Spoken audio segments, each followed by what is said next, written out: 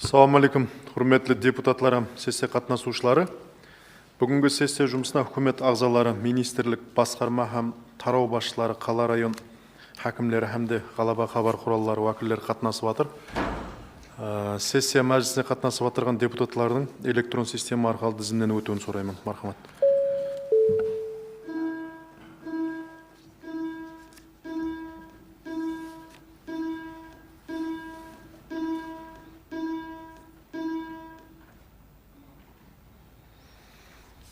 Демек, электрон табло мағлұматлары бойынша бүгінгі сессияға 65 депутаттан 50 депутат қатынаспақта. Демек, сессияны ашу үшін кворум жетерлі.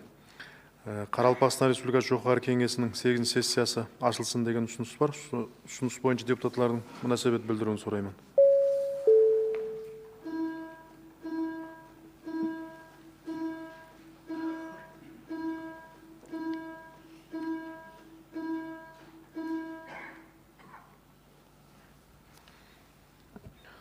Ұсыныс қабыл етілді. Демек, Қаралпақстан Республикасы жоғары кеңесінің 8 сессиясын ашық деп жариялаймын.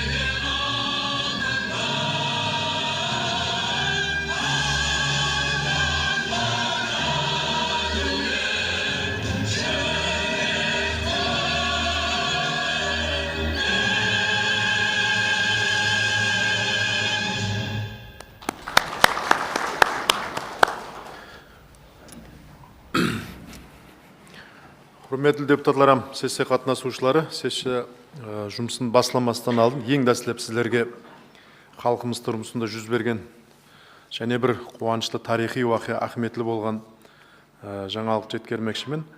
Бәршеңізге белгілі, міне өткен жылы құрметті президентіміздің Қаралпақстанға болған сапары давамында милли мирастарымызды қастерлеп сақлау һәм оны кеңінен үгіт насихатлау бағдарында да анық вазифалар белгілеп берілген еді. Атап айтқанда, ата-бабаларымыздан мирас болып келатырған Қобызам Қара үйдің ЮНЕСКОның тізіміне кіргізу бойынша тапсырмалар берілген еді. Міне осы тикарда құрметті президентіміздің басламасам тікелей қолдап қуатлауыменен қала берсе президент администрациясы басшылығының әмели әрекеттері нәтижесінде осы жылдың 8-13 декабрь күндері аралығында Хындыстан мемлекетінің Нью-Дели қаласында өткеріліп отырған ЮНЕСКОның 20-ші сессиясында милли қадіретларымызды өзінде жәмлеген қобыз соғу һәм жыраушылық өнері һәм милли мирастарымыздың сайланды үлгісі болған Қара үй ЮНЕСКОның материалдық емес мәдени мирас тізіміне кіргізілгенлігін бүткіл халқымыз үлкен қуанышпен, мақтанышпен күтіп алды. Соны айрықша айтып өтуіміз керек. 10 декабрь күні құрметті президентіміздің ауыл қожалық қызметкерлеріменен өткерілген ұшырасуында көп милләтлі халқымызды осы қуанышлы хош хабарменен қызғын құттықтады һәм бұл өз нәубетінде милли мирастарымыздың дүния еллері тарапынан тән алынуы екенлігін айрықша қанағаттанушылықпен айтып өтті. Әлбетте бұлардың барлығы құрметті президентіміздің басшылығында елімізде көп милләтлі халқымыздың бай милли мәдени мирастарын, милли өнерменшілік һәм ұсташылық өнерлерін кеңінен үгіт насихаттау, сондай-ақ бақшылық һәм жыраушылық өнерін бұндан былай да рауаждандыру бағдарында алып барылып отырған кең көлемлі әмели илаждардың нәтижесі болып табылады. Солай екен, баршаңызды кейбіреулерге милли мақтаныш сезімлерін бағышлайтұғын һәм еліміздің жаңа тарихына алтын әріптерімен жазылып қалынатұғын осы қуанышлы уақия қобыз һәм жыраушылық өнеріміз һәм қара үйіміз ЮНЕСКОның материалдық емес мәдени мирас тізіміне кіргізілгеніменен қызғын құттықтаймын һәм бұндай қолдап қуатлаулар үшін құрметті президентімізге сіздердің һәм бүткіл халқымыздың атынан мың-мыңлап рахметтер айтамыз.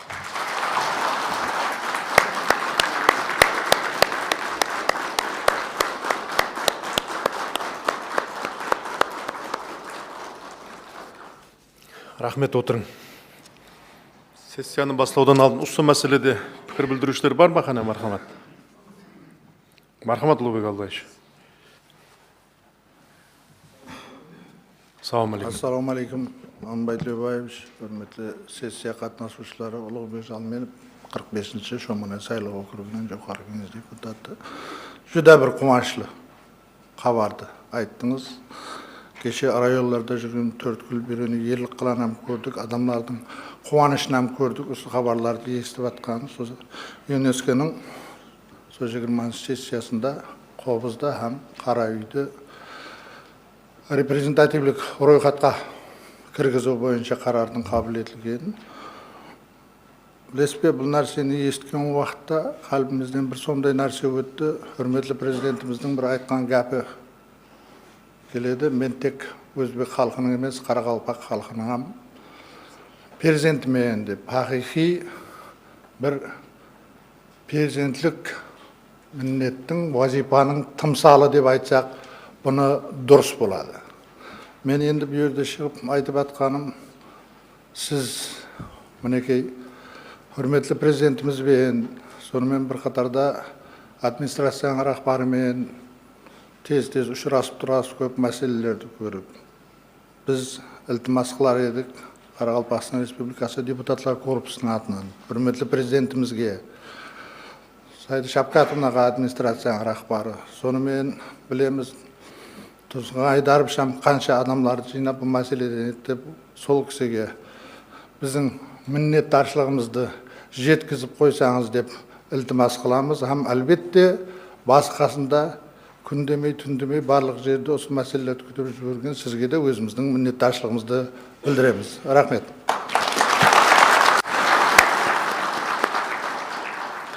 Рахмет, Ұлыбек Албаевич. Хақиқатта мен сол өткен жылғы құрметті президентіміздің сіздермен ұшырасуға келген уақытындағы тапсырмасын бергенде сонымен тірі гуаман сол жерде құрметті президентіміз администрация басшылығына тапсырмаларды берген еді. Міне ұлыма сол әмели илаждар алып барылу нәтижесінде кеше осындай қуанышты жаңалықтар болды. Сондықтан әлбетте және бір мәрте барлық халқымызды һәм мені ұлыма осындай үлкен қуанышты хабарларменен осындай қуанышты жаңалықпен құттықтаймыз.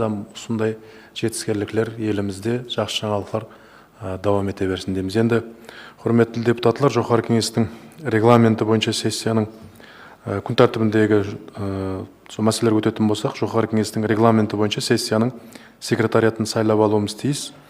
Секретариат құрамына 55-ші салы Қалқабат сайлау округінен депутат Хабибуллаев Бақытжан Сағидуллаевич, 33 саллы Дурман сайлау округінен депутат Қалымбетов Анвар Алламберганович, 54 саллы Кегелі сайлау округінен депутат Аметова Назира Мұратбаевналар ұсынылмақта. Ұсынылған секретариат құрамы бойынша депутатларымыздың мünәсәбет білдіруін сұраймын, мархамат.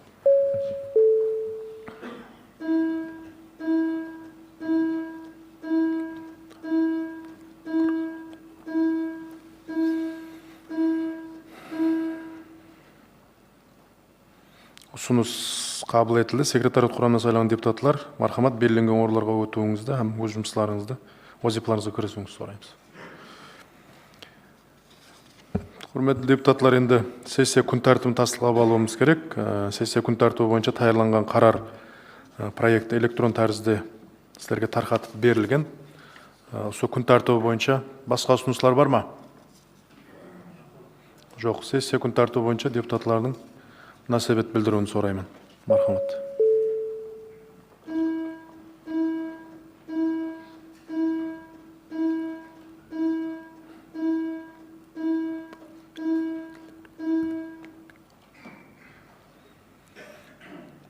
Күн тәртібі tasdiqlanды.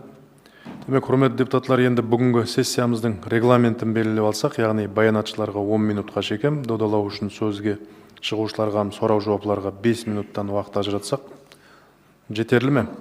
Басқа ұсыныстар бар ма? Жоқ, онда күн тәртібіндегі мәселелерге өтеміз. Демек, бүгінгі сессияның күн тәртібінен орын алған дәслепкі мәселе, яғни реклама хақындағы Қарақалпақстан Республикасының заңының проекті туралы мәселеге өтеміз. Бұл мәселе бойынша сөз Жоғарғы кеңестің бюджет экономикалық реформалар, инвестициялар һәм инновация мәселелері комитеті басшылығы Бердібек Сейтназаровқа беріледі. Мархамат, Бердібек Аметбекович.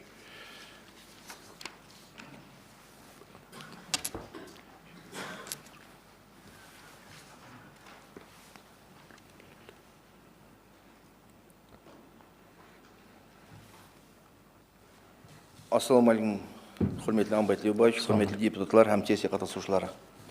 Соңғы жылдар елімізде құрметті президентіміз тарапынан іс-пәрменлікті қолдап қуаттылау механизмдерін жетілдіру бағдарында бір қатар фарман һәм қарарлар қабыл етіліп, осы текарда кең көлемді реформалар һәм жаңаланулар жүз бермекте.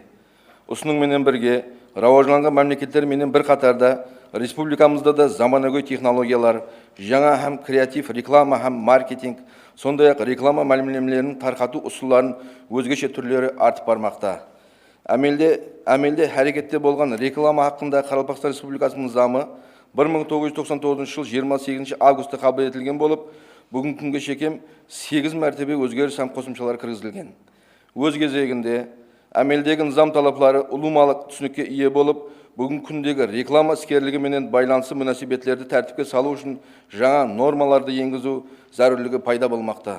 Атап айтқанда, әмелдегі реклама хақындағы заң талапларында дәрі-дәрмақлар, биологиялық актив һәм азық-ауқатлар қосымшалары, балаларға мөлшерленген азық-ауқатлар, темекі өнімдері, алкоголь һәм энергетик ішімдіктердің рекламасына қарата шектеулер, жас өспірімдердің реклама қылынуы қадаған етілген өнімдерден қорғау мәселелері толық қамтып алынбаған. Реклама хақындағы низам талапларын бұзғанлығы үшін шаралардың тәсіршеңлігі сезілерлі дәрежеде емес. Сол мақсатта жаңа редакциядағы низам жойбарында осы мәселелер толық қамтып алынған һәмде низам талаплары анық белгіленбекте. Bundan тышқары, әмелдегі низам талапларында республикамыз аймағында реклама, мемлекеттік тілде ямаса реклама берушінің қалеуіне қарап, басқа тілдерде де тарқатылу мүмкіндігі белгіленген. Жаңа редакциядағы низам жойбарында болса, республика аймағында реклама бірінші нәубетте мемлекеттік тілде тарқатылу һәм қосымша рәвіште басқа тілдерде де тәкрарлану мүмкіндігі белгіленбекте. Сондай-ақ телевидение, радио, баспасөз, ғалаба хабар құралдары һәм телекоммуникация тармақлары, соның ішінде мобиль байланыс тармақларында реклама жайластыру тәртібі жетістірілмекте. Сыртқы һәм ішкі реклама объектілерін орнату, рекламада ескертулер һәм қосымша мағлұматларды беру тәртіпке салынбақта. Тұтынушының өмірі, денсаулығы һәм қауіпсіздігі менен байланысты өнімдер қойылатылған талапларға жетістірілмекте. Қымбат бағалы қағазлар, финанслық һәм халықтың пұл қаржыларын тарту менен байланысты қызметлерді реклама қылу, қошаметлеуші реклама акцияларын шөлкілместіру һәм өткеру тәртіпке салынбақта. Сонымен бірге жаңа редакциядағы низам жойбарында республика аймағында рекламаны істеп шығу, тарқату, жайластыру һәм пайдалану менен байланысты мөнәсәбәттерді тәртіпке салу, іспілерменлік һәм тұтыну мәдениетін жетілістіру, тұтынушыларды алжастыратығын жалған ямасы сенімсіз мағлұматларды реклама құралдарында тарқатылуын алдын алу, физикалық һәм юридикалық шақсыларды жарамсыз рекламалардан қорғау, реклама жұмысларын һәм реклама базарын рауажландыру үшін қолайлы шарт-шараятлар жарату бойынша бір қатар талаплар қамтып алынған. Реклама хақындағы Қарақалпақстан Республикасының жаңа редакциядағы низам жойбарын таярлау барысында Қарақалпақстан Республикасы Министрлер Кеңесі, Қарақалпақстан Республикасы Әділдік Министрлігі, Өзбекстан Ілімдер Академиясының Қарақалпақстан бөлімі, Қарақалпақстан Республикасы Бәсекелікті рауажландыру һәм тұтынушылар құқықтарын қорғау комитеті, Қарақалпақ мемлекеттік университеті һәм басқа да тарау қанегелерінің пікір һәм ұсыныстарын inobatқа алынған қалда істеп шығылды. Низам жойбары дәстеп комитетте қарап шығылып, тиісті шешім қабыл етілді. Бұл низам жойбары қабыл етілген жағдайда оны әмелге асыру үшін мемлекеттік бюджеттен қосымша қаржылар талап етілмейді. Құрметті депутатлар, жоғарыдағыларды есепқа алып, жаңа редакциядағы реклама хақында Қарақалпақстан Республикасының низамы жойбарын қолдап қолдауыңызды сұраймын. Диққатларыңыз үшін рахмет. Бердібек Аметбековичке сұрау беруші депутатлар бар ма? Мархамат. Ассаламу алейкум, құрметті Аманбай Тілеубаевич, құрметті сессия қатысушылары. Мен Ахмед Реймов, 5-ші Қоскөл сайлау округі депутатымын. Міне азыр сіз айтып өттіңіз, амелдегі реклама хақындағы низам талапларында һәм жаңа редакциядағы низам жойбарында, егер де міне реклама низам талапларының бұзылғанлығы үшін қандай шаралар көріледі бұл жерде? Міне алдыңғысы мен кейінгісінде қандай өзгерістер болып жатыр? Һәм осы жерде жаңа редакцияда қандайдыр басқа осыған байланысты қосымшалар бар ма? Рахмет. Орынды сұрау. Хақиқатында да алдыңғы әмелдегі реклама хақындағы низам талапларын бұзғандығы үшін лауазымды шақсыларға тек қана әкімшілік жазасы ғана белгіленген енді. Бұнда тәсір шарасы сезілер дәрежеде емес еді. Ал жаңа редакцияда низамымызда низам талапларын бұзғандығы үшін лауазымды шақсыларға әкімшілік жаза шарасынан тысқары финансылық жарнамалар қолданылады. Һәм бұл базалық есеплаудың 30 есесінен 100 есесіне дейін белгіленбекте. Бұл өз нәубетінде низам бұзушылық жағдайларының кемеюі һәм олардың алдын алу мақсатында қолданылады. Бар ма және сұрау беруші депутатлар? Рахмет, отырым. Құрметті депутатлар, күн тәртібіндегі мәселе бойынша қарар қабыл етуіміз керек. Қарар проекті сіздерге тарқатып берілген. Осы қарар жойбары бойынша мөнәсәбәт білдіруіңізді сұраймын. Мархамат.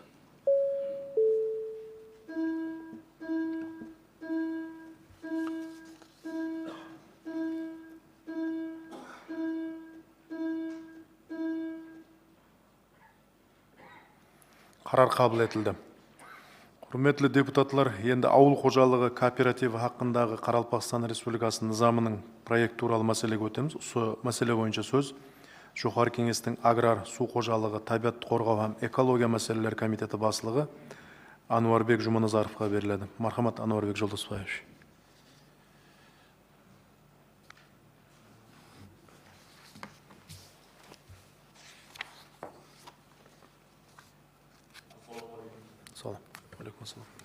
Ассаламу алейкум, құрметті Аманбай Тілеубаевич, құрметті депутатлар һәм сессия қатысушылары.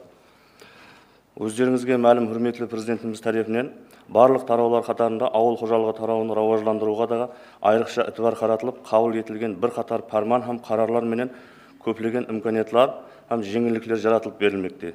Жаратылған қолайлы агробизнес орталығы нәтижесінде бүгінгі күнде 20-дан артық агрокластерлер, 5000-нан артық фермерлер һәм 200-ге жақын ауыл қожалығы кооперативлері жұмыс алып бармақта. Сондай-ақ қысқартылған пақта һәм ғалле майдаларынан халыққа 10 сотиктен 1 гектарға шекем жер майдалары ұзақ мүддетке ижараға ажыратып бермекте. Бұл мыңлаған диқан һәм фермер қожалықларының рауажлануына имканиятлар жаратпақта.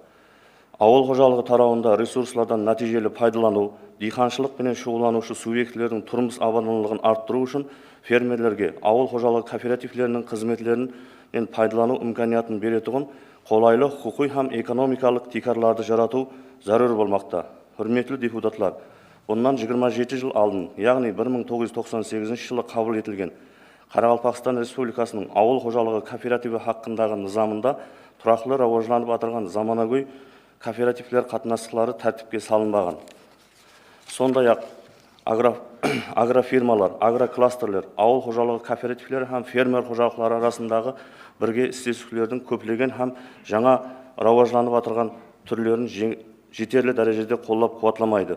Бүгінгі күнде ауыл қожалығында өз коммерциялық қатынастықтарды жолға қою һәм рауажланудың төмендегі жағдайлары тосқынлық қылмақта. Кіші істеп шығарушылардың өз-өзіне жәрдем беруі һәм басқаруы, көнілікпелерінің жетіспеушілігі, кооперативлерге ықтиярлы бірлесу һәм өзара бірге істесу қатынастарын орнату бойынша жетерлі түсінікке ие емеслігі. Ауыллық бірге істесу қатынастарын орнату бойынша жетерлі түсінікке ие емеслігі һәм тәжірибелері қанегелердің жетіспеушілігі.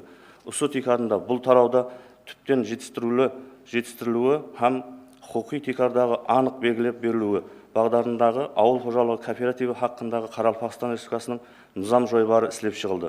Низам жойбары Өзбекстан Республикасы ауыл қожалығы кооперативлері хақындағы низамы, Өзбекстан Республикасы президентінің тиісілі фарманы һәм қарарына тикар комитетіміз ағзалары һәм депутатлар менен әділдік министрліктері, конституциялық бақылау комитеті һәм тарау қанегелері менен біргелікте ісілеп шығылды. Низам жойбарының тикарғы мақсаты ауыл қожалығы кооперативлерін шөлкемлестіру, кооператив ағзаларына қабылдау, қадағалау, сыртқы аудит, басқару, қайта шөлкемлестіру һәм сафластыру, мемлекет һәм кооперативлер ортасындағы һәм мүлікшілік қатынастықтарды тәртіпке салудан ібарат. Hürmetli депутатлар, әмелдегі низамның 30 статьясында өзгерістер һәм қосымшалар нормаларды кіргізу, 17 статьясында шығарып таслау һәм жаңадан 44 статья толықтыру ұсыныс етілді.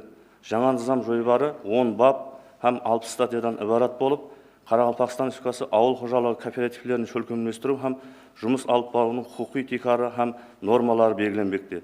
Атап айтқанда, ауыл қожалығы кооперативі физикалық һәм юридикалық шақсылардың ықтиярлы түрде бірлесіп иелік ететұғын һәм демократиялық жолменен басқарылатұғын ағзаларының материалдық һәм басқа да мүтәжіліктері қанатландырылуы үшін ауыл қожалығында жұмыс алып баратұғын бейғарез һәм коммерциялық шөлкемлер екенлігі. Ауыл қожалығы кооперативлері шөлкемлестіруде қолдап қуатлау үшін физикалық ямаса юридикалық шақсылар болған ағзалардың ең кем саны 7 адамнан ібарат болуы, мемлекеттің ауыл қожалығы кооперативіне байланысты уәкілдіктері һәм міндеттемелері, мемлекеттік бюджет мақсатлы қарарлар, шет ел кредитлері, грантлар есебінен қаржылар ажыратылуы арқылы ilmi техникалық, физикалық һәм басқа да жәрдемлер көрсетілуі.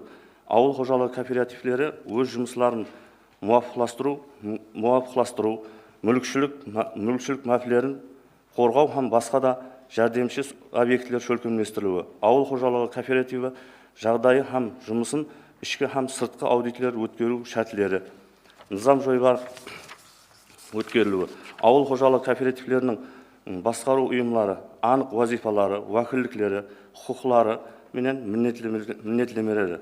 Ауыл қожалығы кооперативінің резерв қоры, бөлінбей тұғын қорларынан дүзілуі, олардың пайдалану бойынша жаңа нормалар. Ауыл қожалығы кооперативіне ағзалыққа кіру һәм шығу, олардың құқ һәм міндеттемелерін ағзалардың есабынан жүргізу, пай төлемлерін төлеу, мәжбүри һәм қосымша пай төлемлері менен байланысты нормалар.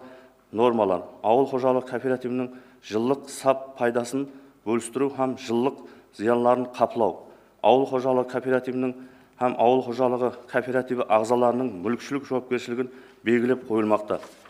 Низам жойбарын қабылдау арқылы төмендегі нәтижелерге ерісу күтілмекте. Атап айтқанда, біріншіден, ауыл қожалығы кооперативлерін тәртіпке салушы нормалар, кең көлемлі құқи хүжетлер бірлестіріліп, кооператив қатынастықтары құқи тәртіпке салынады. Низам хүжетлеріндегі қарама-қарсылық һәм басылықлар сапластырылады. Екіншіден, өзара бірге істесуін өз басыламасын менен ауыл қожалығы кооперативлерін шөлкемлестіру, олардың профессионал һәм демократиялық жолменен басқарылуын тәмінлейді. Үшіншіден, еліміздің ауыл қожалығында тұрақлы рауажланып атырған заманауи кооператив қатынастары тәртіпке салынады, кооперативтердің құқи кепілдігі жаратылады. Төртіншіден, іслеп шығарулардың бір жәмәат болып жетіскенліктерге ерісуі, өз-өзіне дарамат беруі, көндікпілерін қалыптастырылуы, өз мәселелерін тәмінленуге шариғат жаратылады. Hürmetli депутатлар, бұл низамның қабыл етілуіменен ауыл қожалығы тарауындағы тиісті низам хүзетулеріне өзгерістер һәм қосымшалар кіргізілуі талап етіледі. Соның ішінде 1998 жылы қабыл етілген Қарақалпақстан Республикасының ауыл қожалығы кооперативі хақындағы низамы өз күшін жоғалтқан деп табылмақта. Жер хақындағы аудиторлық жұмыс хақындағы Қарақалпақстан Республикасының низамына өзгеріс һәм қосымшалар кіргізілмекте. Бұл низам қабыл етілген жағдайда оны әмелге асырылу үшін мемлекеттік бюджеттен қосымша қаражаттар талап етілмейді. Жоғарыдағыларды есепқа алған халда ауыл қожалығы кооперативі хақындағы Қарақалпақстан Республикасының низам жойбарын қолдап қуатлауыңызды сұраймын.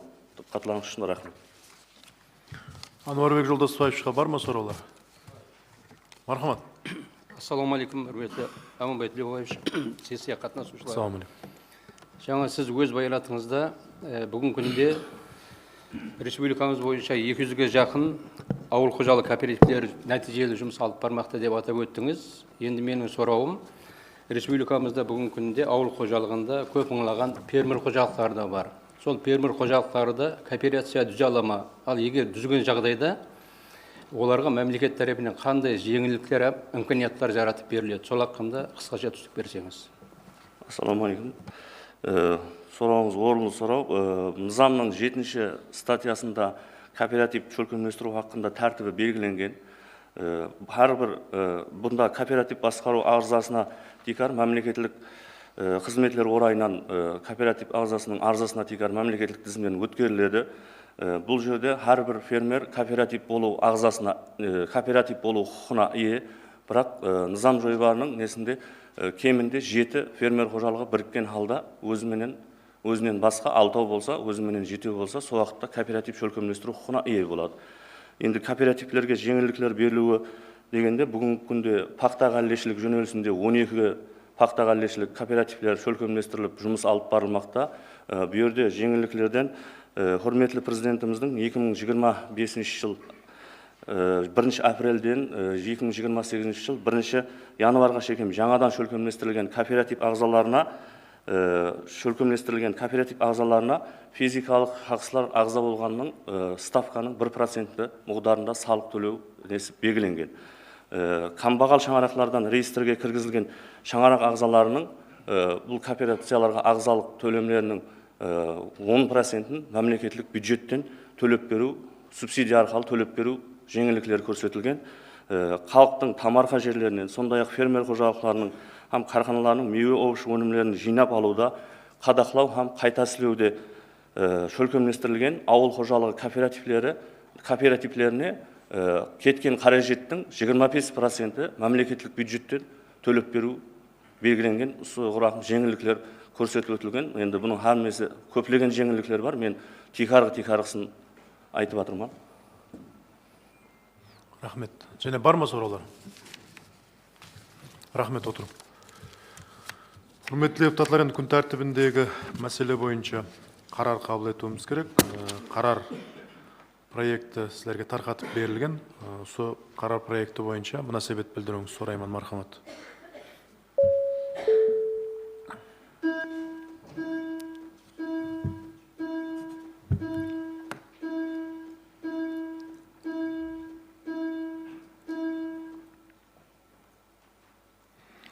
Қарар қабыл етілді. Құрметті депутатлар, енді қалалық жолаушылар транспорты хақындағы Қарақалпақстан Республикасы низамы һәм тиісті үкіметтік қарар талапларының орындалуы бойынша Қарақалпақстан Республикасы транспорт министрлігіне парламенттік сұрау жіберу туралы мәселеге өтеміз. Бұл мәселе бойынша сөз жоғары кеңестің комитет басшылығы Исламбек Сыдықовқа беріледі. Мархамат Исламбек Мұратбаевич.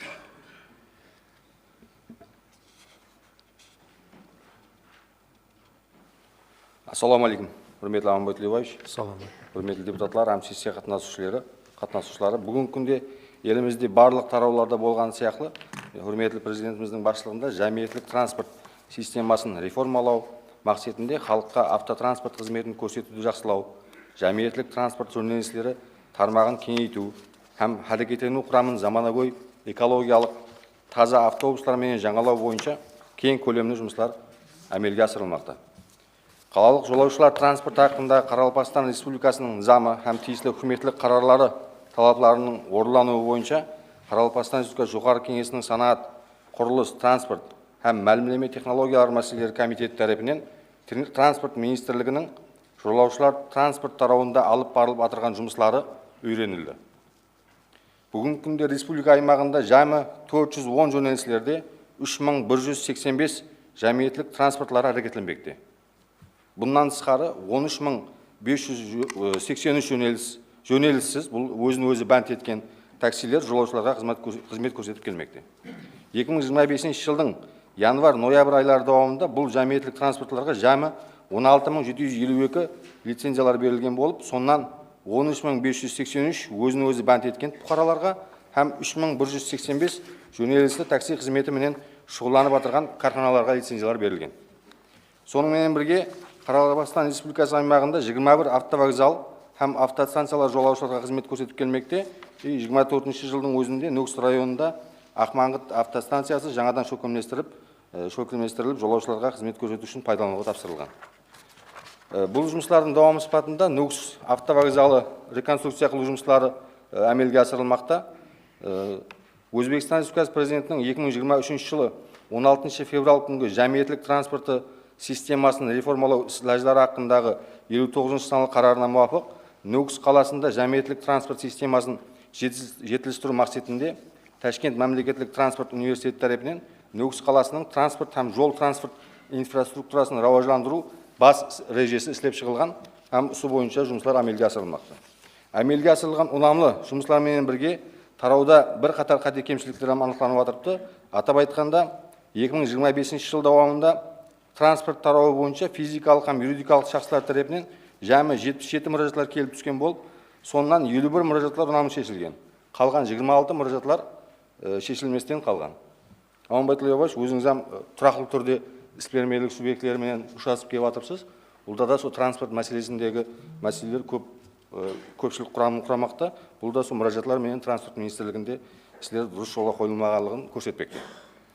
Өзбекстан Республикасы президентінің 2023 жылы 16 февраль күнгі жәмиеттілік транспорт системасын түптен өзгерту іс-шаралары haqqınдағы 59 саналы қарары менен 2024 жыл 1 июльдан бастап тұрақлы қала автобус жөнелістерінде шекленген тарифлер бойынша жолаушыларды тасуды брутто шартнаматикарында шөкемдестіру һәм қаржыландыру системасын енгізу параметрлері тасқыланған болып, бұл бойынша Нөкіс қаласында жаңадан 15 дана автобус жөнелістерін шөкемдестіру, бұл жөнелістерге брутто шартнаматикарында әрекетленетін жаңа 188 дана автобустар алып келу белгіленген. Бірақ бүгінгі күнде тек қана Сапсан Транс жауапкершілігі шекленген жәмиет тарапынан Қытай мемлекетінен 13 дана заманауи Ютон автобустары алып келінген болып, әзіргі күнде бір жөнелісте 7А Нөкіс қаласында Нөкіс сауда комплексі, Нөкіс Арқабатыс автовокзал жөнелісі бойлап жолға қойылған, қалған 14 жөнелістері бойынша 175 автобустар алып келінбеген. Сондай-ақ жыл давамында республика аймағында жәмиеттілік транспортларымен қамтып алынбаған 9 аймақларға транспорт қатынауын жолға қою белгіленген болып, бүгінгі күнде соннан тек 6 жөнелістерге тиісті ләжілер көрілген 6 жөнеліс жолға қойылған.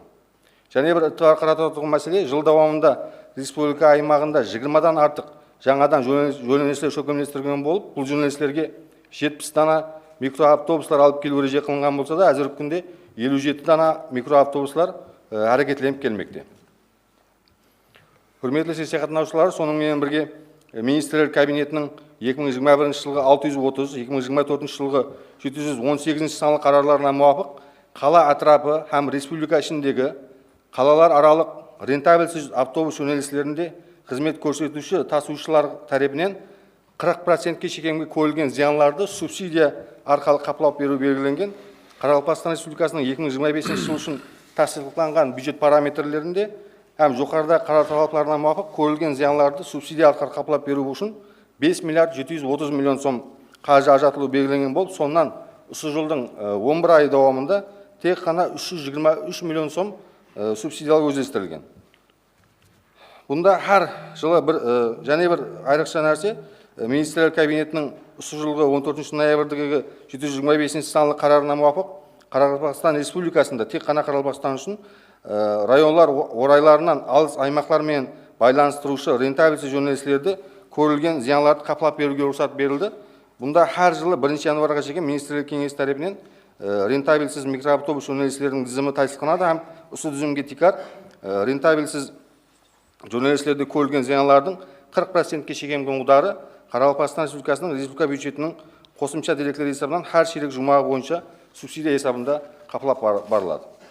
Құрметті депутаттар, жоғарыдағыларды есепке алып, Қарақалпақстан Республикасы жоғары кеңесі hakkında Қарақалпақстан Республикасының заңының 10 статьясы һәм парламентлік қадағалау hakkında Қарақалпақстан Республикасының заңының 14 статьясына муафық, жоғарыда көрсетілген ұнамсыз жағдайларға алып келетұғын себеп һәм шараятлар, олардың ақыбетлері бойынша анализленген жұмыслар, бұндай жағдайларды сапластыру барысында әмелге асырылуы тиіс болған комплекслі һәм системалы ләжлар hakkında жазба түрде тикарланған түсініктер беру талабы қойылған Қарақалпақстан Республикасы Транспорт министрлігіне жоғары кеңестің парламенттік сұрауын жіберуді мақсатке муафық деп есептеймін һәм қолдап қуатлауыңызды сұраймын. Диққатларыңыз үшін рахмет. Исламбек Сыдықовқа бар ма сұраулар? Рахмет, отырың. Құрмет депутатлар, күн тәртібіндегі мәселе бойынша қарар қабыл етуіміз керек. Қарар проект сіздерге тарқатып берілген. Осы қарар жойбары бойынша мұнасабет білдіруіңізді сұраймын.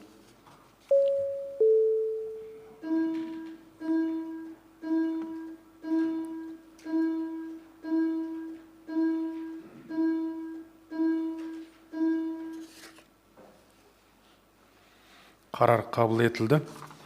Енді азыр өздеріңізден естідіңіз, міне Исламбек Сыдықовтың берген мағлұматларында транспорт министрімізден сол жерде қатынасып жатырды. Мен ойлаймын, бұл білдірілген сын пікірлерден тиісті жұмақ шығарып алуымыз керек болады. Себебі хақиқатында міне істермелермен ұшырасып жатырмыз, басқа тараулардан көріп жатырмыз. Транспорт министрлігінде сәл еле ішіне кіріп шұғылдануымыз керек болған айрым мәселелеріміз бар. Негізінде алып қарайтын болсақ, міне құрметті президентіміздің тапсырмасы менен жақында ғана міне министрлер кабинетінің және бір арнаулы қарары шығып, Қарақалпақстанда ең ұзақ аймақлар, яғни нарентабель болған аймақларға микроавтобус қойып, оның 40% қапланбаған 40%-ке шейін мемлекет тарапынан, бюджет тарапынан қаплап берілу мәселесі шешіп берілген. Осындай имканиятлар жаратылуына қарамастан елге шегім бұқараларымызда транспорт тарауына деген айрым наразы болып отқан жағдайларымыз жоқ емес. Соның үшін мен ойлаймын, транспорт министрлігі бұл білдірілген сын пікірлерден өздеріне тиесілі жұмақ шығарып алады деген ойдамыз. Рахмет, отырың. Құрметті депутатлар, енді физикалық һәм юридикалық шақсылардың жер участкаларынан нызамсыз рәвіште пайдалану һәмде қызметкерлердің арасында коррупцияның алдын алуға қаратылған жұмыстар бойынша кадастр агентлігі Қарақалпақстан Республикасы басқармасына парламентлік сұрау жіберу туралы мәселеге өтеміз. Осы мәселе бойынша сөз жоғары кеңестің сот құқық мәселелері һәм коррупцияға қарсы күресу комитеті басшылығы Әлішер Атажановқа беріледі. Мархамат, Әлішер Ерполатович.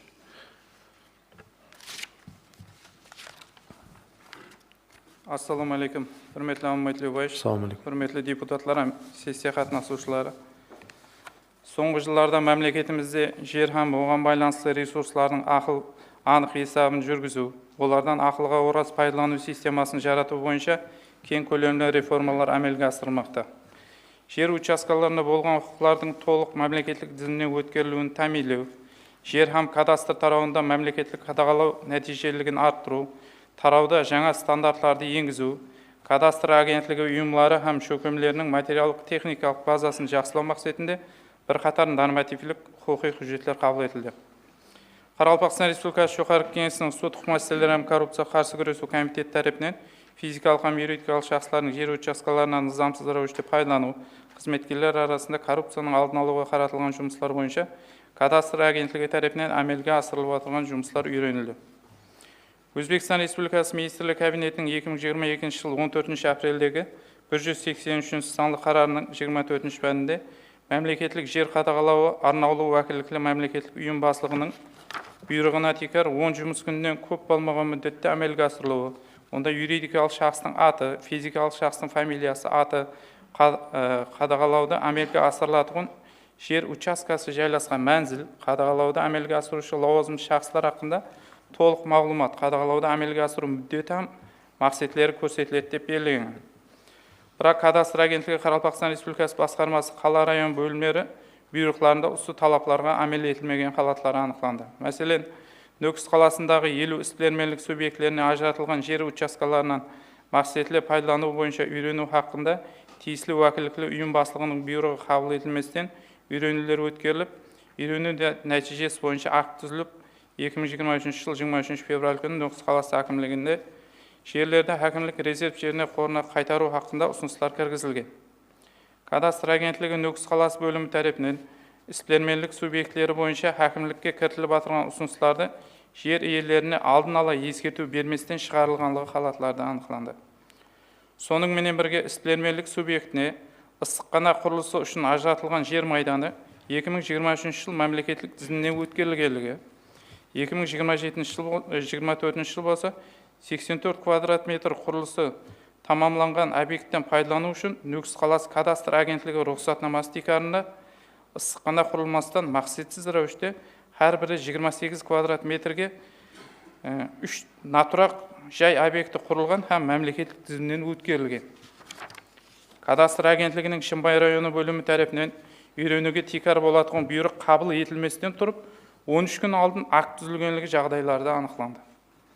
Соның менен бірге кадастр агентлігі Төрткүл районлық бөліміне әкім жәрдемшілерінен өз аймағында құрылысы басланған әрқандай имарат, ямаса объектілерінің заңдылығын анықтау бойынша 2023 жыл davomida 129 сұраулар келіп түскен. Сонан 121 сұраунамаға жауап берілген, қалған 8 сұраунама көріп шығылмаған. 63 жағдайда Төрткүл район ішкі істер бөліміне хат жіберілді деп әкім жәрдемшілеріне жауап хаты берілген, бірақ тасдиқлаушы hüжеттер жоқ екенлігі анықталды. Яғни бұл көрілмеген деп есептесек болады. 2024 жыл davomida бөлімге әкім жәрдемшілеріне жәмі 46 сұрау келіп түскен болса, 18-іне жауап берілместен қалған. Төрткүл районы Бақар мәкан құралар жиыны әкім жәрдемшісі тарапынан Қора Юлдашеваға ажыратылған жер орны бойынша жолданған сұрау бойынша кадастр агентлігі районлық бөлімі тарапынан мемлекеттік тізімнен өткерілгенлігі себеплі құқық бұзарлық бойынша шара қолдаудан бас тартылған. Бірақ бұл жер орны район әкімінің қарарында тикар Қора Юлдашеваға мини-футбол майданшасын құру үшін ажыратылған болса да, мини-футбол майданшасы құрылмастан ажыратылған жер майданында мақсатсыз рәвіште 3 тұрақ жай һәм 1 натурал жайға мөлшерленген фундамент бар екенлігі анықталды. Һәм де көшпес мүлкілер мемлекеттік тізімге алынып, алды сатты шартнамасы тикарында басқа қораға сатып жіберілгенлігі халаты анықталды. 2025 жыл 1 январ жағдайында кадастр агентлігі Нөкіс қалалық бөлім тарапынан жерлерді өз басымшылықпен иелеген 399 жағдай анықталып, сондан 174 низам бұзушылық жағдайы ықтияри сапластырылған. 2025 жағдайда судларға дауарзалығы кіртіліп, 204 халатта суд тарапынан қанаттандырылған. Үйрену күнінде мәжбүри орлау бюросына жіберілген 204 жағдайдағы орлау хаттар орыланбастан тұрғанлығы анықталды. Кадастр агентлігі Қарақалпақстан Республикасы басқармасы район қала бөлімдері жер майданларын жеңілдікпенен алып, олардан пайдаланбай кетірген жәмі 611 халат анықталған. Үйрену күнінде республика бойынша кадастр агентлігі тарапынан кіртілген ұсыныстар бойынша әкімдіктер тарапынан 180, судлар тарапынан 65 жағдайда жер майданларында құрылысы басыланғанлығы себеплі қайтарылған. Бірақ қайтарылған ұсыныстар іші топар тарапынан талау тикарында үйренілгенде Нөкіс қаласында 10, Кегейлі, Шымбай һәм Бозатау районларында 7-ден, Қанлыкөл, Беруни, Қожел һәм Нөкіс районларында 6-дан, Тақаташ районында 1 жер орында үйрену күнінде жәмі 56 жер орындарында құрылыс жұмыстары басланбағанлығы анықталды. Сондай Қанлыкөлде 2, Нөкіс, Тақаташ һәм Кегейлі районларында 1 жер орында уақытыншалық құрылыс имараты құрылған. Жыл басынан бүгінгі күнге шейін құқық қорғау басқа мекемелермен біргелікте өткерілген ләжілар дауымында жер тарауы бойынша жәмі 69 құқық бұзарлықтар жағдайы анықталып, сонынан 49 шақстың қарсысына жинайет істері, 20 шақстың қарсысына әкімшілік істері қозғатылған. Басқармада физикалық һәм юридикалық шақсылардың müracaатлары үйренілгенде 15 müracaатта бұқараларға мазмұны бойынша оқи түсінік берілмеген. 5 müracaатта көріп шығуда нызамшылықта белгіленген міндеттерді әмел етілмегенлігі анықталған. Жер еліміздің байлығы һәм мемлекет қадағалауында екенлігін ұмытпауымыз керек. Hürmetli депутатлар, жоғарыдағыларды есапқа алып, Қарақалпақстан Республикасы Жоғарғы Кеңесі хақындағы Қарақалпақстан Республикасының заңының 10 статьясы һәм парламенттік қадағалау хақында Қарақалпақстан Республикасының 14 статьясына муафиқ жоғарыда көрсетілген себеп һәм шараятлар, олардың ақыбетлері бойынша анализдік жұмыстар, осы жағдайларды сапыластыру барысында әмелге асырылуы тиіс болған комплекслі һәм системалы ләжілар хақында жазба түрде текарланған түсініктер беру талабы қойылған. Кадастр агентлігі Қарақалпақстан Республикасы басқармасына жоғарғы кеңестің парламент сұрауын жіберуді мақсатқа муафиқ деп есаплаймын һәм қолдап қабылдауыңызды сұраймын. Алишер Евпатовичке сұраулар бар ма? Рахмет, отырың. Құрметті депутатлар, күн тәртібіндегі мәселе бойынша қарар қабыл етуіміз керек. Қарар жойбары сіздерге тарқатып берілген. Осы қарар жойбары бойынша мünasebet білдіруіңізді сұраймын, мархамат.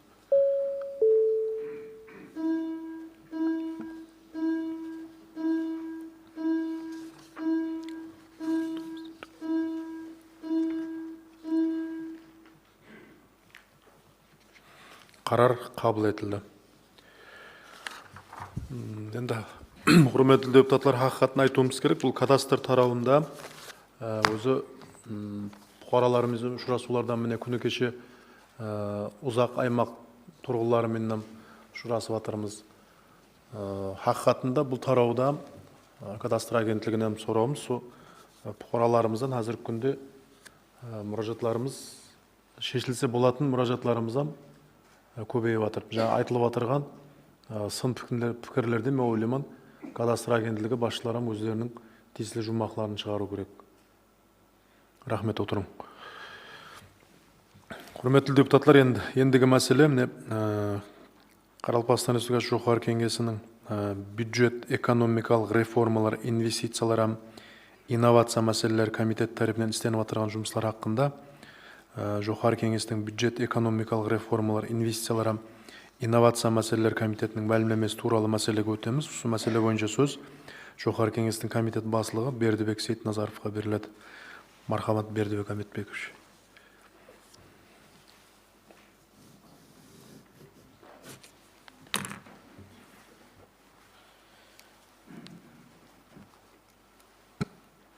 Ассалаумағалейкум, құрметті Аманбай Тілеубаевич, құрметті депутатлар һәм сессия қатысушылары. 2024 жылдың 6 ноябрь күні болып өткен Қарақалпақстан Республикасы Жоғарғы Кеңесінің бірінші сессиясында бюджет, экономикалық реформалар, инвестициялар һәм инновация мәселелері комитеті түзілді һәм оның құрамына 10 депутат сайланды. Соны айрықша атап өтуіміз керек, еліміздің сияси, социал-экономикалық һәм жәмиетіміз тұрмысының басқа да тарауларында алып барылып отырған реформалар тереңдестіру, низам шығару һәм осы низамлардың басқа да нормативтік құжаттардың орындалуын қадағалау, жоғарғы кеңес додалауына кіргізілетін мәселелерді дәстүрлі тәрізде қарап шығу һәм даярлау, комитетке тиісті низамларға өзгерістер һәм қосымшалар кіргізу, комитет жұмысының тиkargы бағдарлары етіп белгілеп алынды. Осы жыл басынан бері бюджет, экономикалық реформалар, инвестициялар һәм инновация мәселелер комитет тарапынан өзінің низам менен белгіленген тиkargы вазифалар һәм функцияларынан келіп шығып, Қарақалпақстан Республикасы Жоғарғы Кеңес Президиумының 2025 жыл 16 январдағы 78 санлы һәм 2025 жыл 14 июльдағы 290 санлы қарарларымен тасдиқланған. 2025 жыл давамында өткөрүлөтүн тиkargы ләжлар белгілеп алынып, бұл бойынша бір қатар ләжлар әмелге асырылды.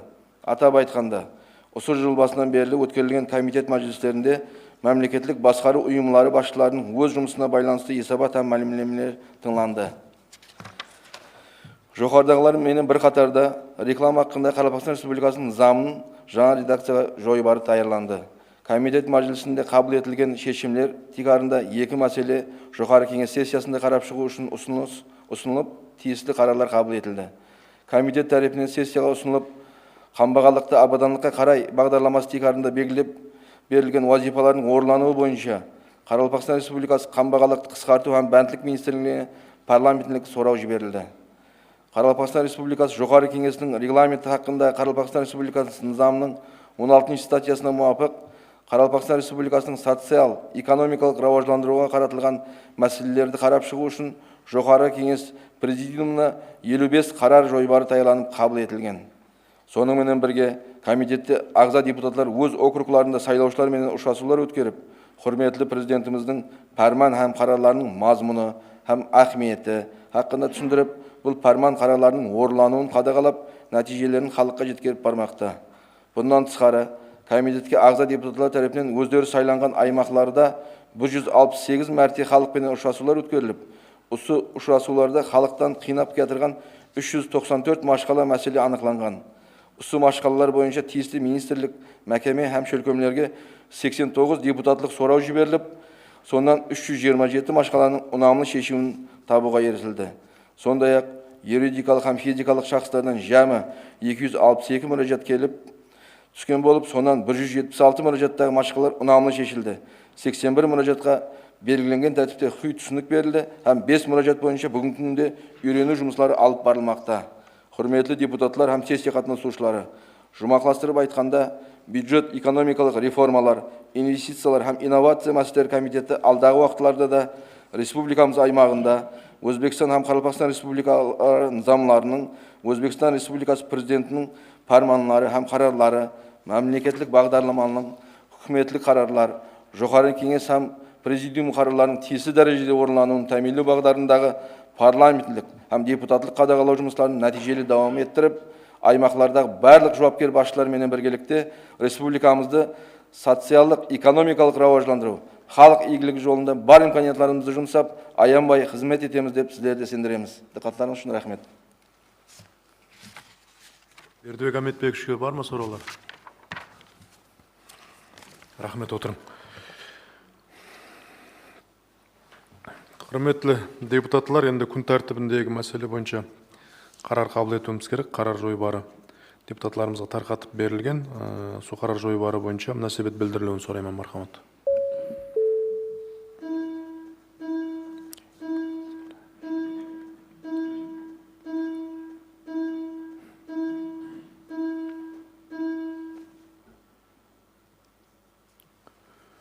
Қарар қабыл етілді.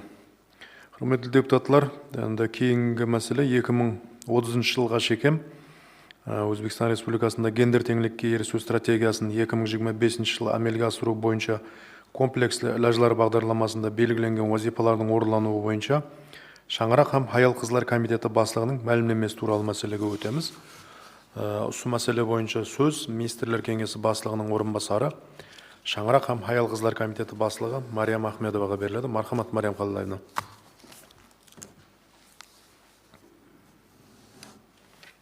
Assalomu alaykum, hurmatli Ahmad Livoyich, hurmatli deputatlar hamda sessiya ishtirokchilari.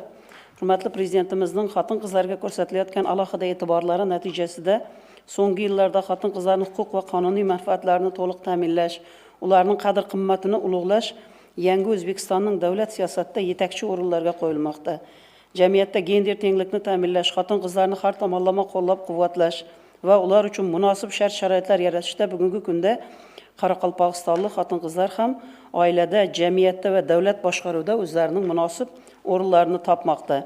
Yaratilgan sharoitlardan unumli foydalanish, xotin-qizlarni qo'llab-quvvatlash borasida respublikamizda bir qancha ishlar amalga oshirildi. Jamiyatimizda gender tenglikni ta'minlash borasida amalga oshirayotgan ishlar natijasini birinchi navbatda biz saylovlarda ko'radigan bo'lsak, mana shu saylovlarda saylangan deputatlar orasida xotin-qizlar ulushi 2019-yilda 30% ni tashkil etgan bo'lsa, ushbu ko'rsatkich 2024-yilda 36,3% ga yetdi. Shuningdek, bu masala Oliy Majlis Senatida 2 nafar, ya'ni 50%, Qonunchilik palatasida 4 nafar, ya'ni 50% va 21 nafari Yuqori Kenges deputatlari, 136 nafari tuman shahar kengashlari deputatlari hisoblanadi. Bugungi kunda respublikamizda xotin-qizlar ulushi sog'liqni saqlash sohasida 87% ni, ta'lim sohasida 67% ni, iqtisodiyot va sanoat tarmoqlarida 23% ni tashkil etmoqda. Shuningdek, 11 nafar ayollarimiz davlat tashkilotlarining rahbarlari bo'lsa, 10 nafar ayolimiz nodavlat notijorat tashkilotlarining rahbarlari hisoblanadi. Avvalgi mahalla raislari saylovlarida 46 nafar ayol mahalla raislari lavozimiga saylangan bo'lsa, keyingi saylovlarda 59 nafar ayollarimiz mahalla raisi sifatida saylandi. Shuningdek, hozirgi kunda vazirlik va tashkilotlarda xotin-qizlar va erkaklar o'rtasida gender tenglikni ta'minlash maqsadida vazirliklar, tashkilotlar va hokimliklarda 255 ta maslahat kengashlari tuzildi. Xotin-qizlar huquqlarini himoya qilishda ayniqsa ayol sudyalarning ham roli muhim yo'nalish bo'lib, bugungi kunda bu oldin 23% ayollar tashkil qilgan bo'lsa, sudyalar o'rtasida bugungi kunda bu ulush Qoraqalpog'istonda 38% tashkil etib, bu O'zbekiston miqyosida yetakchi o'rinlarda turibdi. 2020-yilda ijtimoiy iqtisodiy sohalarda rahbar ayollar ulushi 37% tashkil etgan bo'lsa, hurmatli prezidentimiz tomonidan olib borilayotgan islohotlar natijasida 2025-yilga kelib sohada ayol rahbarlar ulushi 40% ga yetdi. Ya'ni 3,6% ga o'sishga erishilganini ko'ramiz. Bundan tashqari davlat boshqaruvda xotin-qizlarning o'rnini oshirish masalalariga alohida e'tibor qaratilib, 11 nafar xotin-qizlarimiz Davlat boshqaruv akademiyasi va biznes oliy maktabida bilim olib malakalarini oshirib keldilar. Shuningdek, O'zbekiston Respublikasi Prezidentining 2022-yil 31-avgustdagi 213-sonli alohida Qoraqalpog'iston uchun chiqarilgan farmoni asosida Qoraqalpog'istonlik yoshlar uchun berilgan 10 ming qo'shimcha kvota asosida oliy ta'lim muassasalariga o'qishga kirgan talabalarning 2023-yilda 67%ni qizlar tashkil etgan bo'lsa, 2024-yilda bu ko'rsatkich 77% ga yetdi. Bu natijada Qoraqalpog'istonda bugungi kunda jami talabalar orasida xotin-qizlar ulushi 55,2% ni hamda ta'limning magistratura bosqichida tahsil olayotgan xotin-qizlar ulushi esa 75,5% ni tashkil etmoqda. Shuningdek, 35 nafar qizlarimiz Zulfiya nomidagi davlat mukofoti laureati bo'lgan bo'lsa, 99 nafar ayollarimiz mo'tabar ayol ko'krak nishoni egalari bo'ldi. Shuningdek, har yili o'tkazib kelinayotgan Yil ayoli milliy tanlovining 2024-yil dekabr oyida o'tkazilgan tanlovda O'zbekiston bo'yicha Qoraqalpog'istonlik bizning ayolimiz Grand Prix sohibi bo'ldi va prezident sovg'asiga musharraf bo'ldi. Shuningdek, yurtimizda bo'lajak onalar, kelajak tarbiyachilari bo'lgan qizlarimizning kamol topishiga, ularning oliy ta'lim olishi, zamonaviy kasb-hunarlar va zamonaviy texnologiyalarni, xorijiy tillarni egallashiga katta ahamiyat berilmoqda. Xususan, magistratura bosqichida o'qiyotgan 259 nafar qizlarning davlat byudjeti mablag'lari hisobidan 2 milliard 135 million so'mlik kontrakt pullari to'lab berildi. Oliy va o'rta maxsus o'quv yurtlarida o'qiyotgan 14 mingdan ortiq xotin-qizlarga 128 milliard so'mlik foizsiz ta'lim kreditlari ajratildi. Keyingi 3 yilda ijtimoiy himoyaga muhtoj 450 nafar talaba qizlarning 3,5 milliard so'mlik kontrakt pullari mahalliy byudjetning orttirib bajarilgan qismidan to'lab berildi. Xotin-qizlar qo'mitasining tavsiyanomasi asosida keyingi 3 yilda qo'shimcha kvota bilan 334 nafar xotin-qizlar imtiyozli grant asosida o'qishga qabul qilindi. Bularning barchasi xotin-qizlarimizning hayotida yuz berayotgan muhim voqealardan sanaladi. Shuningdek, joriy yil 6 oktyabr kuni Nukus shahrida Birlashgan Millatlar Tashkiloti Xavfsizlik kengashining ayollar tinchlik va xavfsizlik to'g'risidagi 1325-sonli rezolyutsiyasi qoidalarini amalga oshirish bo'yicha 2026 va 2030 yillarga mo'ljallangan milliy harakatlar rejasi loyihasi muhokamasiga bag'ishlangan xalqaro forum o'tkazildi. Mazkur tadbir Inson huquqlari bo'yicha O'zbekiston Respublikasi Milliy markazi, Yevropada xavfsizlik va hamkorlik tashkiloti hamda Oila xotin-qizlar qo'mitasi hamkorligida tashkil etildi. Shuningdek, Qoraqalpog'iston Respublikasi Yuqori kengashi, Vazirlar kengashi qo'llab-quvvatlashi bilan O'zbekiston bo'yicha birinchi marotaba 28-29 noyabr kunlari Qoraqalpog'istonda tadbirkor ayollarning forumi tashkil etildi. Shu bilan birgalikda bu yilgi yilning o'zida aynan xotin-qizlarning tadbirkorligini qo'llab-quvvatlash, bandligini ta'minlash, ularga grantlar ajratishni qo'llab-quvvatlash bo'yicha hurmatli prezidentimizning 2 ta qarori qabul qilindi. Bu 14-martdagi 103-sonli qaror qabul qilingan bo'lsa, mana yaqindagina 3-dekabrda yana hurmatli prezidentimizning aynan xotin-qizlarni qo'llab-quvvatlash bo'yicha 240-sonli qarori qabul qilindi. kichik biznesni moliyaviy qo'llab-quvvatlashning uzluksizligi va barqarorligini ta'minlash, bank va moliya xizmatlaridan foydalanish imkoniyatlarini kengaytirish maqsadida tijorat banklari tomonidan 1369 nafar xotin-qizlarga 129 milliard so'mlik garovsiz kreditlar ajratildi. 21 ming nafar xotin-qizlarimiz kasb-hunar va tadbirkorlikka o'qitildi. Albatta, xotin-qizlarning ijtimoiy qo'llab-quvvatlash maqsadida ayollar daftarining yaratilgani bu yangi xotin-qizlar uchun ham yangi bir imkoniyatlar eshigini ochib bermoqda. Ayollar daftari tizimi doirasida keyingi 5 yil davomida respublikamizda 193.126 nafar xotin-qizlarga jami 291 milliard so'mlikdan ortiq yordamlar ko'rsatildi.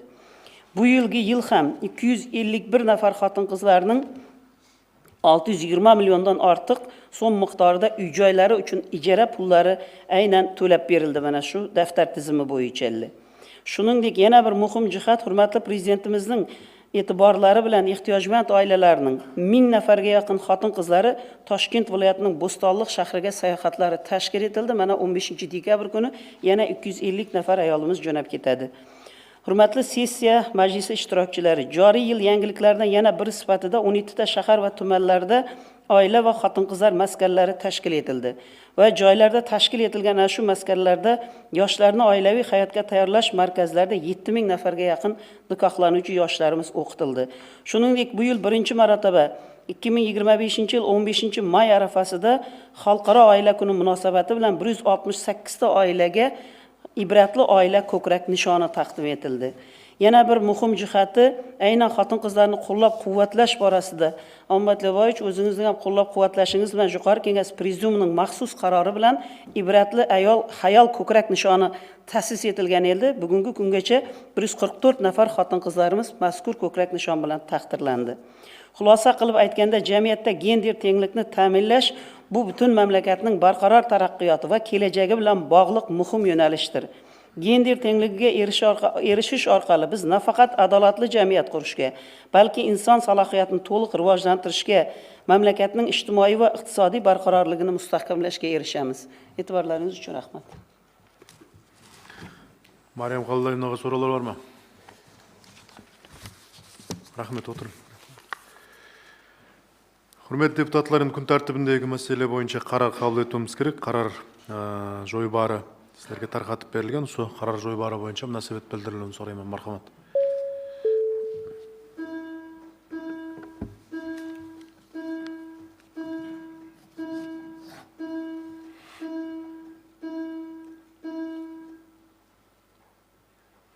Qaror qabul etildi. Hurmatli deputatlar, endi keyingi masala bo'yicha O'zbekiston Respublikasining 2024-yil 5-avgustdagi o'z bosimchalik bilan elib olingan yer uchastkalarini ham ularda qurilgan imoratlarga bo'lgan huquqlar tan olish haqidagi 937-sonli nizomining Qoraqalpog'iston Respublikasida o'rinlanuvi barisi haqida kadastr agentligining Qoraqalpog'iston Respublikasi boshqarmasi boshlig'ining hisoboti turali masalaga o'tamiz. Ushbu masala bo'yicha so'z kadastr agentligining Qoraqalpog'iston Respublikasi boshqarma boshlig'i Isatay Tilyovga beriladi. Marhamat, Isatay Abdugaliyevich. Assalomu alaykum. Hurmatli Omonbatliboyevich, hurmatli deputatlar ham sessiya qatnashchilari. Hurmatli prezidentimiz tomonidan so'nggi yillarda olib borilib o'tilgan siyosat sababli mamlakatimizning sotsial turaqligini ta'minlashga ulkan e'tibor qaratilmoqda. Atab aytganda, yer resurslarini natijali foydalanish, yerga bo'lgan huquqlarni rasmiylashtirish, fuqarolarning huquqlarini qo'g'dash va ularning ekonomik jumlasini qo'llab-quvvatlashga qaratilgan lajlar bu reformalarning ajralmas bo'lagi hisoblanadi. Xabaringiz bor, hurmatli yilboshimizning 2024-yil 5-avgustda O'zbekiston Respublikasining o'z bosimchalik bilan elib olingan yer uchastkalarini ham ularda qurilgan imoratlar bilan obyektlarga bo'lgan huquqlarni tan olish haqidagi O'zbekiston Respublikasi 937-sonli nizomi tasdiqlandi. Nizom 6 bob 35 statyadan iborat bo'lib, 2024-yil 8-noyabrda nizomga kuchga kirgan. Bu nizom bilan xalqda qalabada is bermaylik subyektlarining ko'p yillardan beri qiynab keltirgan, hujjatsiz qurilgan turoq joylarda hujjatlashtirish, ortiqcha aylangan yer maydonlarini ham unda qurilgan imoratlarga hujjat olib, bag'ishchilik ham juzmgarchilik shirkatlari aymog'ida qurilgan turoq joylarga hujjat olib, sonday mensiklashtirilgan mamlakatlik obyektlardan foydalanish uchun zarur bo'lgan yer uchastkalarini olish siyaqli masalalar o'z yechimini topdi.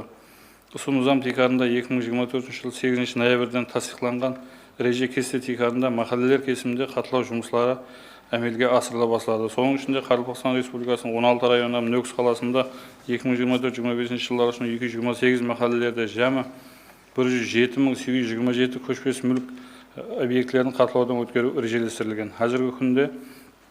Қазіргі күн жағдайына 190 махаллелерде 70.511 көшпес мүлік объектілеріне қаталау жұмыстары әмелге асырылмақта. Бұның нәтижесінде тиісілі шөлкемдер менен мәлімдеме алмасу жолға қойылды. Соның ішінде коммуналдық қызметтер көрсетуші шөлкемдер, салық, нотариустан ішкі істер ұйымдары менен интеграция етілді. Біздің кадастр тарауымызда 175 қызметкер осы қаталауға бекітілген болып, күнлік қаталау ережесі 280-300 объектке тура келмекте. Һәм бұл қаталауды әмелге асыру нәтижесінде бұқаралардың иелеген жер майдалары, қосымша құрылған имарат һәм объектілері, сондай-ақ егілген қитақ жер майдаларының өлшемдері анықталмақта. Бұл қаталау нәтижесінде бола әділдік ұйымдарымен келісілген халда е-этрап мәлімдеме системасы жолға қойылып, әрбір қаталанған объект хақында мағлұматлар инженерлер кесімінде кіргізіп барылады.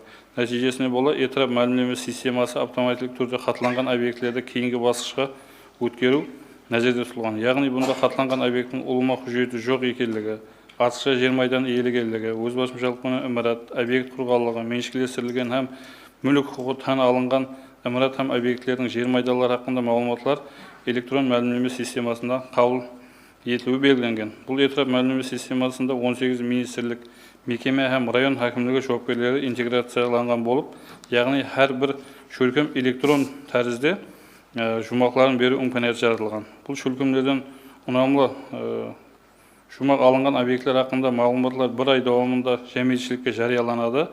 Соң Қарақалпақстан Республикасы Әділдік министрлігінің экспертизадан өткеріліп, Қарақалпақстан Республикасы жоғары кеңесіне ұсынылады.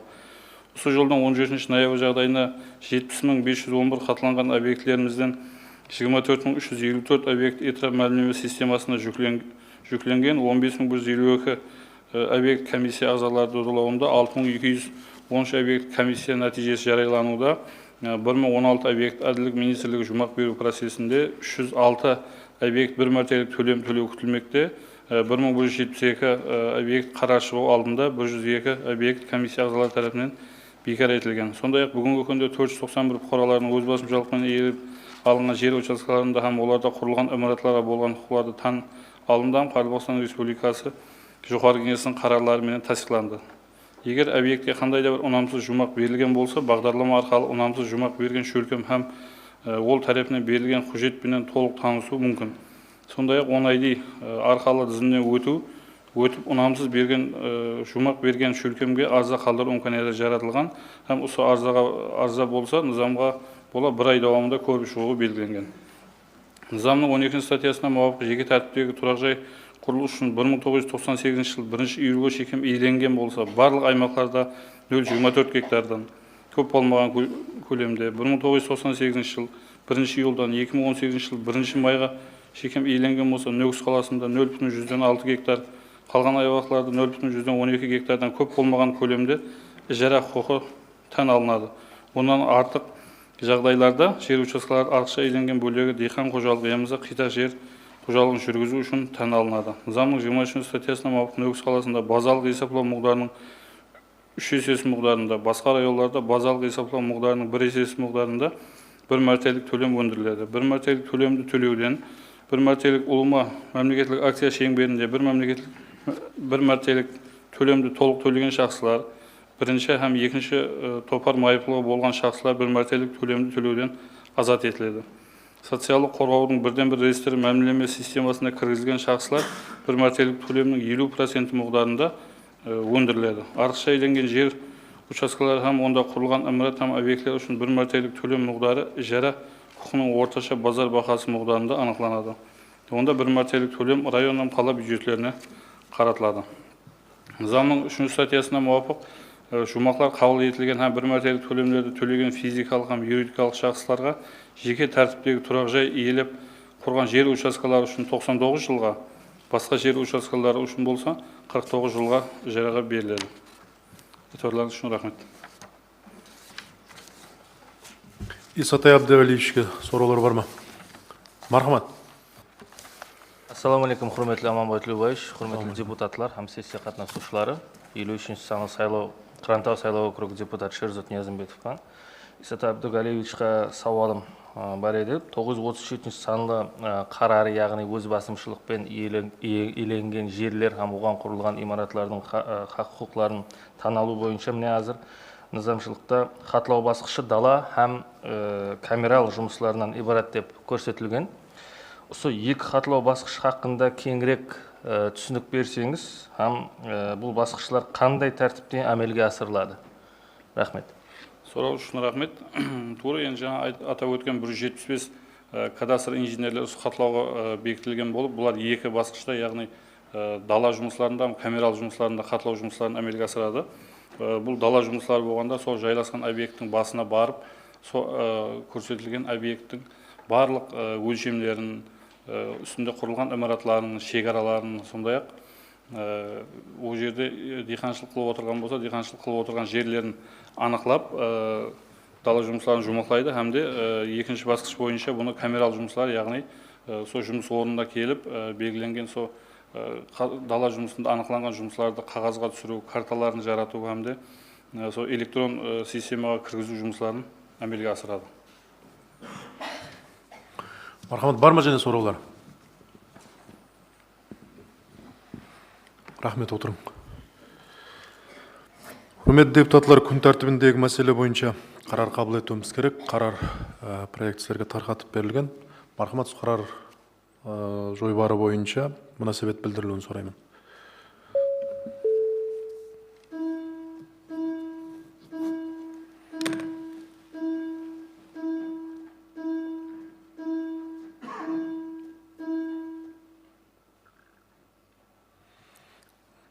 Қарар қабыл етілді. Құрметті депутатлар, ендігі мәселе жоғарыдағы күн тәртібіндегі мәселеге тікелей байланысты болып, яғни өз басымшалық білен иелеп алынған жер учаскасына болған ижара құқы һәмде оларда құрылған имараттар менен объектілерге болған мүлк құқы тән алынып атырған бұқаралардың дізімін сессия қарарымен тасдиқлауымыз тиіс.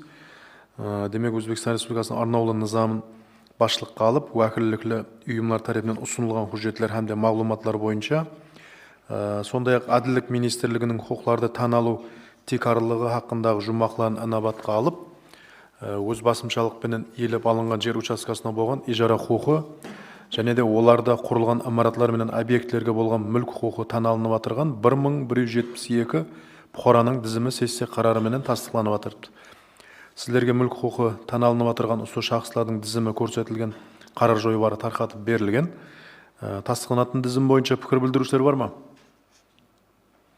Жоқ. Онда бұл мәселе бойынша мұнасебет білдіруіңізді сұраймын. Мархамат.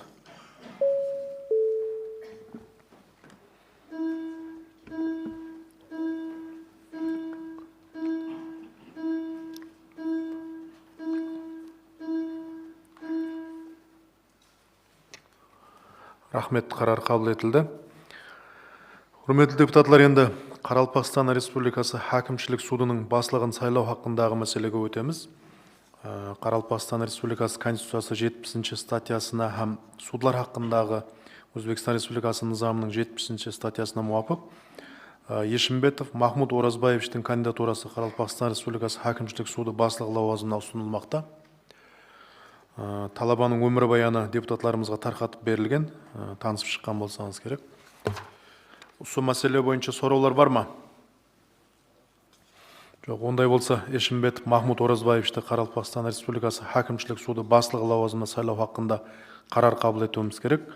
Қарар жойбары депутатларымызға тарқатып берілген, сондықтан осы қарар жойбары бойынша мұнасебет білдірілуін сұраймын.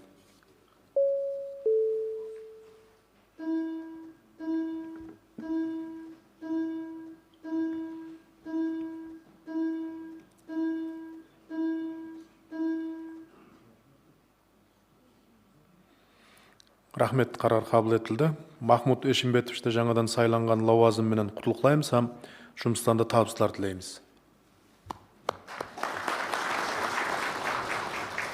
Рахмет, отырың. Құрметті депутатлар, енді жоғары кеңес президиумның тиісті қарарларын тасдиқлау мәселесіне өтсек, жоғары кеңес президиум тарапынан сессиялар аралығында қабыл етілген қарарлар тасдиқлап алуымыз тиіс. Бұл бойынша даярланған қарар жойбары депутатларымызға тарқатып берілген. Мархамат, сол қарар жойбары бойынша мұнасебет білдірілуін сұраймын.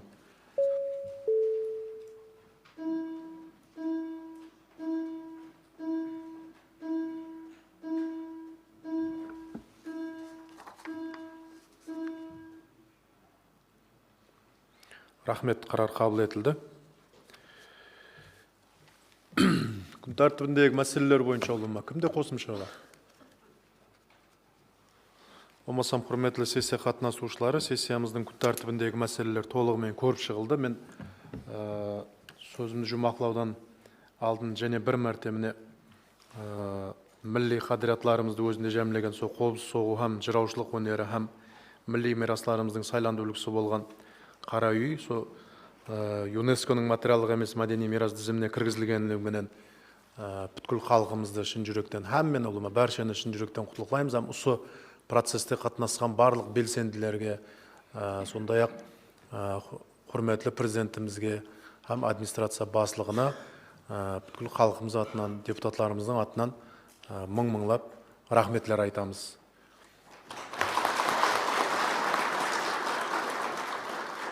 Енді бүгінгі сессиямыздың күн тәртібіндегі мәселелер толығымен көріп шығылды. Бүгінгі сессияда белсене қатынасқаныңыз үшін рахмет. Ұсыныңменен Қарақалпақстан Республикасы жоғары кеңесінің 8-ші сессиясын жабық деп жариялаймын. Рахмет.